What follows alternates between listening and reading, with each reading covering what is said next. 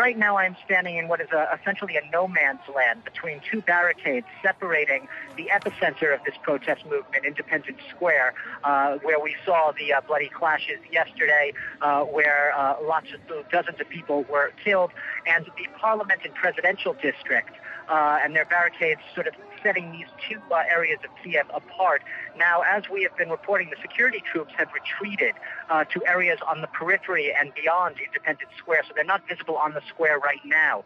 Now, the reports of firing, and they have been sporadic throughout Kiev this morning. They haven't been reported, actually, on Ukrainian radio and television. But what we do know is from speaking to people this morning, there's definitely lots of tension around the government district, the parliament district, which I'm just about 100 yards from right now, separated by tires of burning tires, barricades, with basically you cannot pass. There's security vigils everywhere.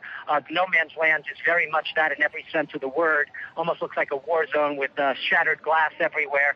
And you do get the sense that up until early this morning and overnight, there were sporadic clashes. Right now in the government district, which we are headed to, there are more barricades, presumably separating Independence Square from the areas to which the security troops, the police have retreated, the areas where the government powers and also President Yanukovych and his administration are based. And obviously tensions high as the rumors of and the talk of this deal spreads around the city.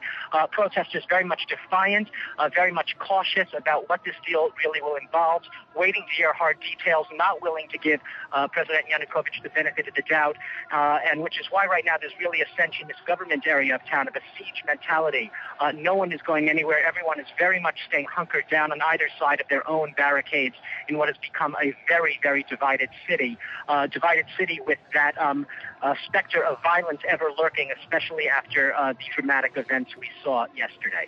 Douglas, are more people filing into the square as news of this deal comes through?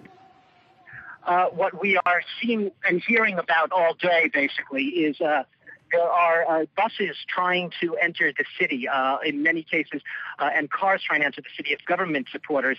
They are being blocked. They are not being allowed in because protesters and opposition groups, but also just ordinary Ukrainians, have been taking up posts around the city, preventing those who they deem to be pro-Yanukovych, pro-government supporters from entering the city.